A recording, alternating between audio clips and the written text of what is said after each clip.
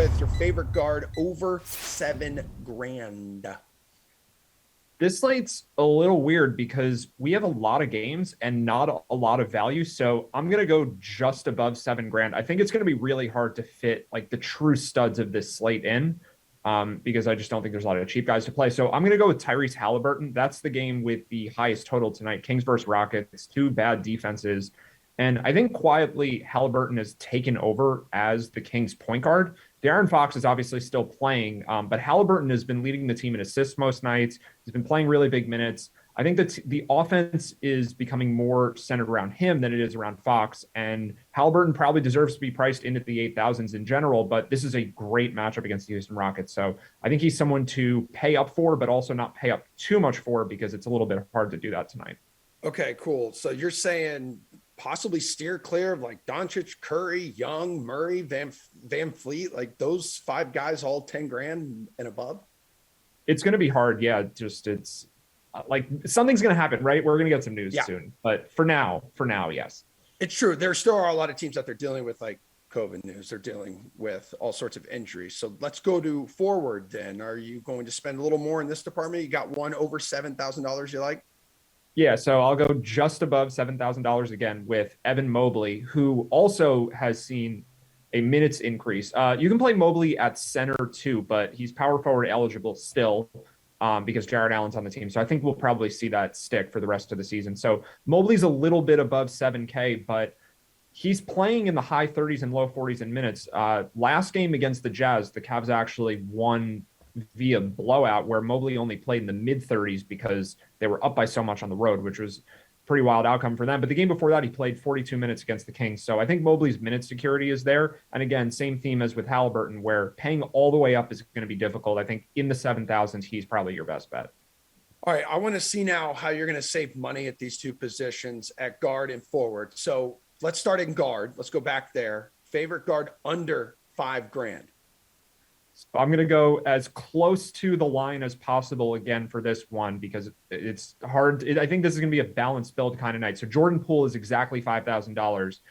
I do think Steph Curry will play tonight. I really wish I could have come on here and been like, yeah, Curry's going to rest. They played the Bucks last night. Good day off.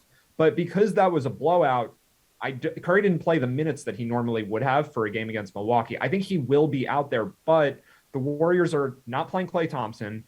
Gary Payton got injured. Draymond Green's not there. Curry could play less minutes just because it's a back-to-back. So Poole at 5K, I think, could take on a larger role than normal, even if he's not starting. Like, he could come off the bench and be really effective.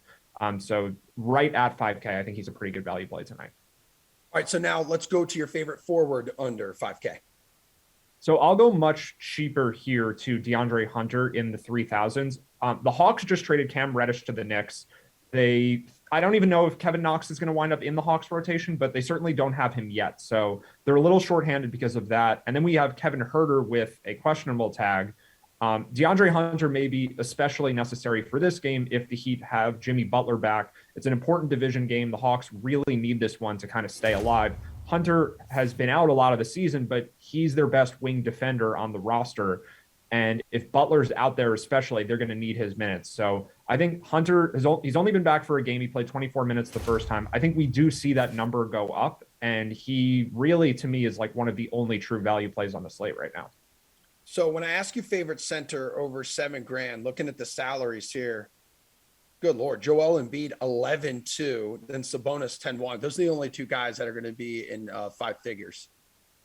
Yeah, and it's similar theme. Like, I don't really think we can pay up for those guys. The thing here, too, with center is those are both tough matchups. Embiid's going against the Celtics, and Sabonis is going against Phoenix.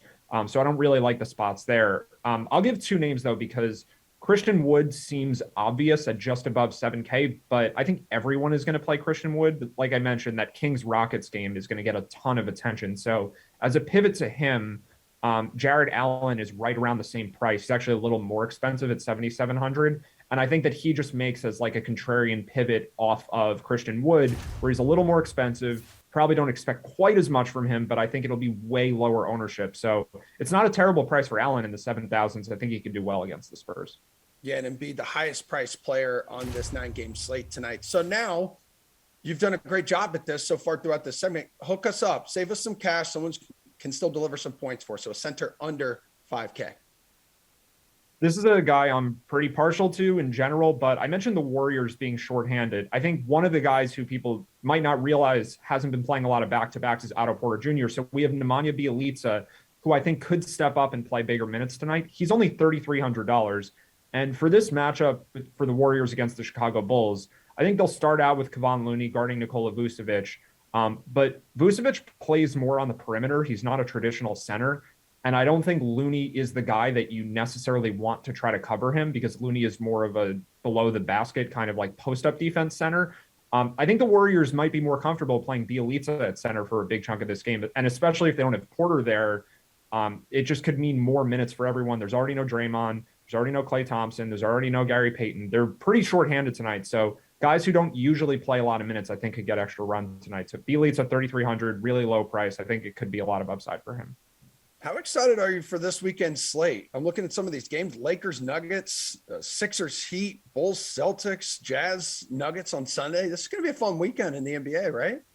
Yeah, definitely. And these teams are getting healthy. Like, we actually get to see good players. It's been a long time coming, but it seems like just about every team is getting their guys back. Jimmy Butler wasn't out for COVID. He was out for an injury, but it sounds like he's getting closer to a return. So any Miami game with him is more exciting. I'm a big Jimmy Butler fan.